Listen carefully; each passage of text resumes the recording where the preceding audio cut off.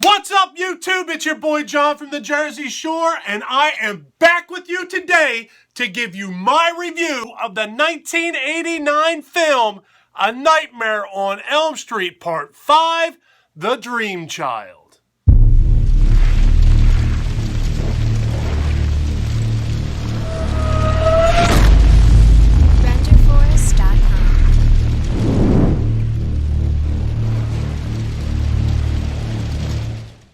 The Dream Child was written by John Skipp and it was directed by Stephen Hopkins.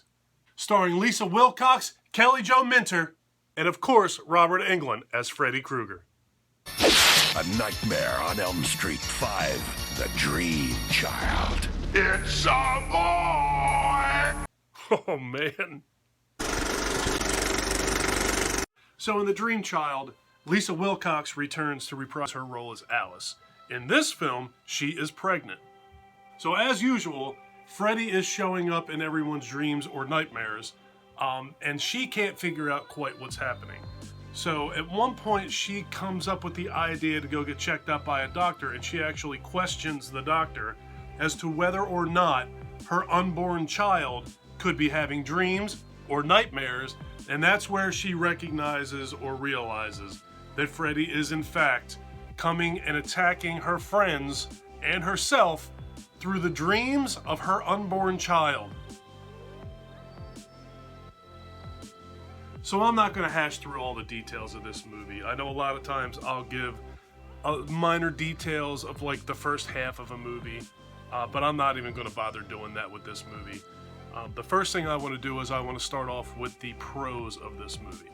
I would say that the first pro of this movie is that the movie has a total running time of 1 hour and 29 minutes. The best part of it is that 5 minutes and 13 seconds or so of this movie are the end credits. The other pro that I can definitely point out in this movie is that the baby that appears at the very end of the movie is kind of cute. What was the other thing that I liked about this movie? Absolutely nothing. I gotta tell you, when Nightmare on Elm Street Part 4, The Dream Master, ended, I was so beside myself at how bad that movie was. I didn't think that there was any way in the world that they could put out a worse product than that. And I was unfortunately very sadly mistaken, because The Dream Child exists. This movie was a train wreck from the moment that it started to the moment that those credits started to roll. It was god-awful terrible. Immediately, within the first 90 to 120 seconds of this movie, I realized that the audio even sounded terrible in this movie. The audio was bad. The acting was bad.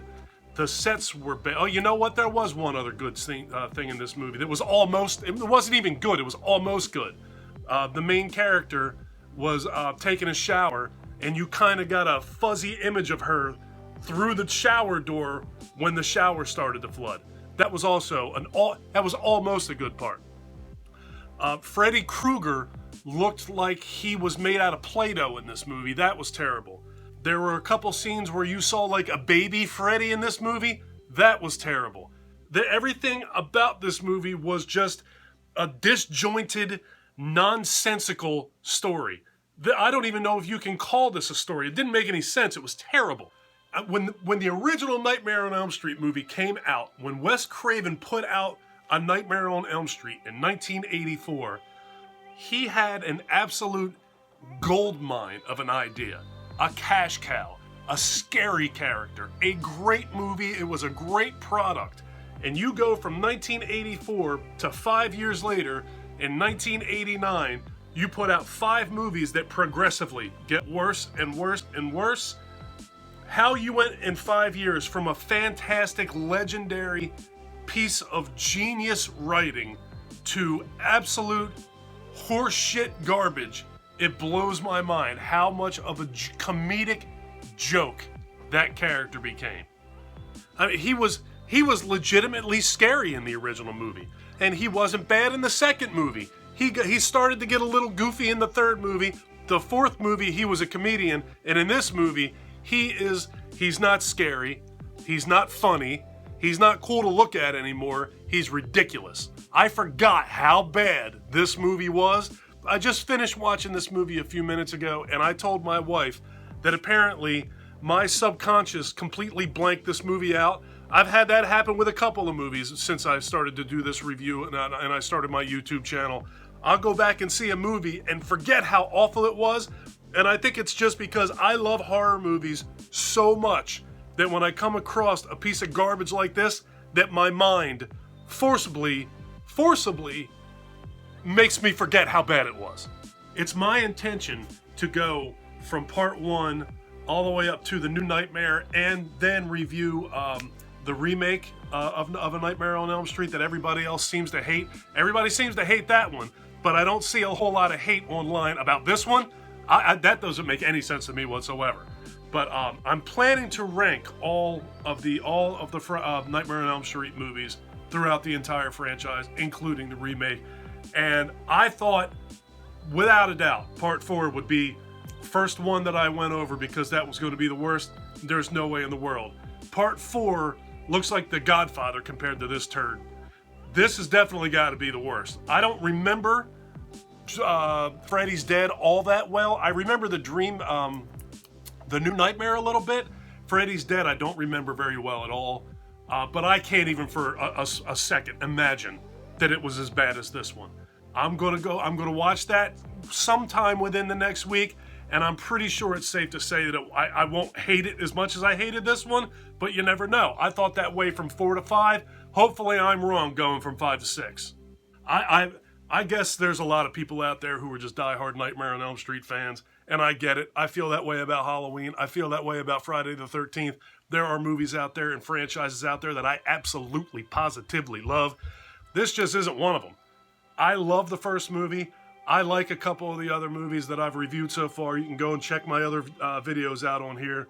I have a couple more videos coming up. At the end, I will rank them. But this movie, I could not, in good conscience, recommend that anybody ever, under any circumstance, watch this movie. You know, I graduated high school in 1989. I was not a big fan of high school. I couldn't wait to get out of there. So I look back on 1989 with pretty fond memories. Class of 89, whole life ahead of you, everything's gung-ho. Got everything to look forward to. Now you got freedom, you're out of high school. But I can tell you with absolute certainty that there was one terrible thing that happened in 1989. A Nightmare on Elm Street Part 5 was made, and The Dream Child was released out into the public. Under no circumstance would I suggest that you watch this movie.